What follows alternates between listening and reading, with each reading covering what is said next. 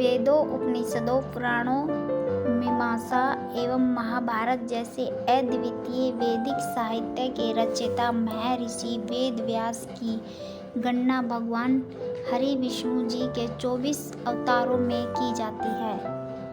महर्षि वेद व्यास जी का जन्म त्रेता युग के अंत में आषाढ़ मास की पूर्णिमा के दिन हुआ था। वह पूरे द्वापर युग तक जीवित रहे। कहा जाता है कि महर्षि वेद व्यास ने कलयुग के शुरू होने पर पृथ्वी से प्रस्थान किया। मानव जाति के कल्याण के लिए वेद, पुराण, उपनिषद, महाभारत, ब्रह्मसूत्र आदि की रचना करने के कारण वेद व्यास जी को पूरी मानव जाति का गुरु माना जाता है। उनके सम्मान में से प्रत्येक वर्ष आषाढ़ मास की पूर्णिमा को ही गुरु पूर्णिमा और व्यास पूर्णिमा के रूप में मनाया जाता है। गुरु पूर्णिमा के दिन शिष्य अपने गुरु की पूजा करते हैं, उनका आशीर्वाद लेते हैं और उन्हें उपहार देते हैं। इस दिन महर्षि वेद व्यास एवं उनके द्वारा रचित ग्रंथों की भी पूजा की जाती है। मठों एवं आश्रमों में ब्रह्मलीन संतों की मूर्ति और समाधि की पूजा की जाती है। यदि आप साल भर गुरु का दर्शन न कर पाए हो तो वर्ष में एक बार गुरु पूर्णिमा के दिन गुरु के दर्शन कर आशीर्वाद अवश्य लें। गुरु स्वयं भगवान से मिलाने वाले हैं, इसलिए गुरु का महत्व अत्यधिक है। गुरु पूर्णिमा मनाते हैं ताकि आप गुरु से जुड़कर अपने जीवन के अंधकार को नष्ट करके ज्ञान की ओर बढ़ सके। सत्यवती और ऋषि पराशर की कहानी। प्राचीन समय की बात है। पराशर मुनि भ्रमण के लिए गए हुए थे। रास्ते में उनकी नज़र एक युवती पर पड़ी जिसका नाम सत्यवती था। सत्यवती मछुआरे की पुत्री थी जो दिखने में बहुत ही सुंदर और आकर्षक थी, परंतु उसके शरीर से मछली की गंध आती थी, जिसके कारण उसे मत्स्यगंधा भी कहा जाता था। सत्यवती को देखते ही पराशर मुनि का मन विचलित और हृदय व्याकुल हो गया। पराशर मुनि ने सत्यवती से संतान प्रदान करने की इच्छा जताई। तब सत्यवती ने कहा, यह अनैतिक है। तब पराशर मुनि ने कहा, जन कल्याण के लिए यह आवश्यक है। यह संतान दिव्य होगी, सृष्टि में महान कार्य करेगी। तब सत्यवती ने महर्षि पराशर के सामने शर्त रखी कि बच्चे के जन्म के बाद वह कुंवारी ही रहे तथा उसके शरीर से आने वाली मछली की गंध फूलों की सुगंध में परिवर्तित हो जाए। ऋषि पराशर ने सत्यवती की शर्तों को स्वीकार कर लिया और उसे तथास्तु कहा। उनके तथास्तु कहते ही सत्यवती के शरीर से आने वाली मछली की गंध समाप्त हो गई और वह मत्स्यगंधा सुगंधा में परिवर्तित हो गई। समय आने पर सत्यवती के गर्भ से आषाढ़ मास की पूर्णिमा के दिन वेदों में परंगत एक पुत्र का जन्म हुआ। जन्म होते ही वह बालक बड़ा हो गया और अपनी माता से बोला, माता, जब भी तुम मुझे स्मरण करोगी मैं उपस्थित हो जाऊंगा। इतना कहकर वह तपस्या करने के लिए द्वैपायन द्वीप में चले गए।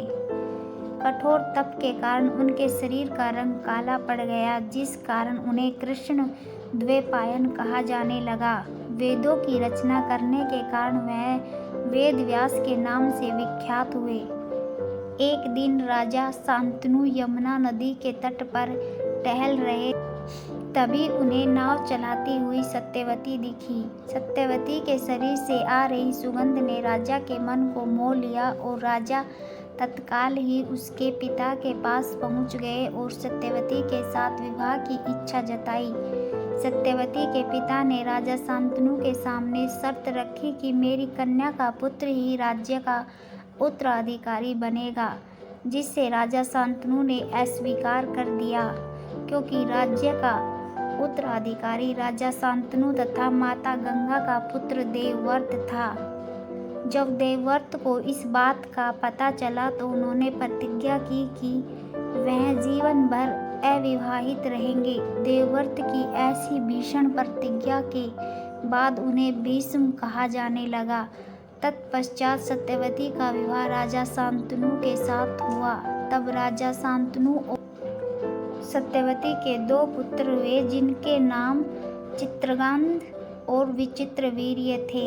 चित्रगंध और विचित्रवीर्य के बाल्यकाल में ही राजा शांतनु का स्वर्गवास हो गया। तब गंगापुत्र भीष्म ने चित्रगंध के बड़े होने पर उन्हें राजगद्दी पर बैठा दिया, परंतु कुछ ही समय बाद गंधर्वों के साथ युद्ध में चित्रगंध मारा गया। इस पर भीष्म ने उनके अनुज विचित्रवीर्य को राज्य का कार्यभार सौंपा दिया। वंश चलाने के लिए भीष्म को विचित्रवीर्य के विवाह की चिंता हुई। उन्हीं दिनों काशी राज्य के यहाँ 3 कन्याओं अम्बा, अंबिका और अम्बालिका का स्वयंवर हुआ। उनके स्वयंवर में जाकर अकेले भीष्म ने वहां आए हुए सभी राजाओं को परास्त कर तीनों कन्याओं का हरण करके हस्तिनापुर ले आए। काशीराज की बड़ी पुत्री अम्बा ने भीष्म को बताया कि वह अपना तन मन राजा साल को अर्पित कर चुकी है। उसकी बात सुनकर भीष्म ने उसे राजा साल के पास भिजवा दिया, लेकिन राजा साल ने अम्बा को ग्रहण नहीं किया। अम्बा निराश होकर वन में तपस्या करने चली गई तथा अंबिका और अम्बालिका का विवाह विचित्रवीर्य के साथ करवा दिया गया, परंतु विचित्रवीर्य क्षय रोग से पीड़ित होकर अल्प आयु में बिना पुत्र के ही मृत्यु को प्राप्त हो गए। पुत्र की मृत्यु का समाचार सुनकर माता सत्यवती को बहुत दुख हुआ। तब दुखी मन से उन्हें अपने पुत्र वेदव्यास का स्मरण हो आया और याद करते ही वेदव्यास जी वहां प्रस्तुत हो गए। सत्यवती उन्हें देखकर बोली, हे पुत्र, तुम्हारे सभी भाई निसंतान ही स्वर्गवासी हो गए। अब मेरे वंश का नाश होने से बचाने के लिए मैं तुम्हें आज्ञा देती हूँ कि तुम उनकी पत्नियों से नियोग द्वारा संतान उत्पन्न न करो। वेदव्यास जी उनकी आज्ञा मानकर बोले, हे माता, आप उन दोनों रानियों से कह दीजिए कि वह 1 वर्ष तक नियम व्रत का पालन करें, तभी उनको गर्भ धारण होगा।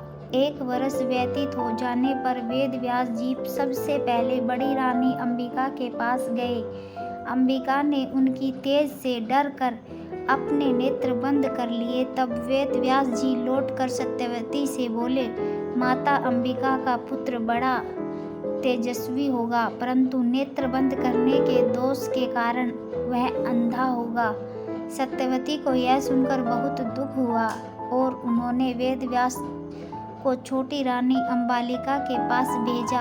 रानी अंबालिका वेदव्यास जी को देखकर डर से पीली हो गई। लौटने के बाद वेदव्यास ने सत्यवती से कहा, हे माता, अंबालिका के गर्भ से रोग से ग्रसित पुत्र होगा। इससे माता सत्यवती को और भी दुख हुआ और उन्होंने बड़ी रानी को वेदव्यास के पास जाने का आदेश दिया। इस बार बड़ी रानी ने स्वयं न जाकर अपनी दासी को वेदव्यास के पास भेज दिया। इस बार वेदव्यास जी ने सत्यवती से के पास आकर कहा, हे माता, दासी के गर्भ से वेदों में निपुण अत्यंत नीतिवान पुत्र होगा। इतना कहकर वेदव्यास जी तपस्या करने चले गए। समय आने पर अंबिका के गर्भ से धृतराष्ट्र ने जन्म लिया और अंबालिका के गर्भ से रोग से ग्रसित पांडु तथा दासी के गर्भ से धर्मात्मा विदुर का जन्म हुआ। आगे चलकर जब धृतराष्ट्र के यहाँ कोई पुत्र नहीं हुआ तो वेदव्यास जी की कृपा से ही उनकी 100 संतानों ने जन्म लिया।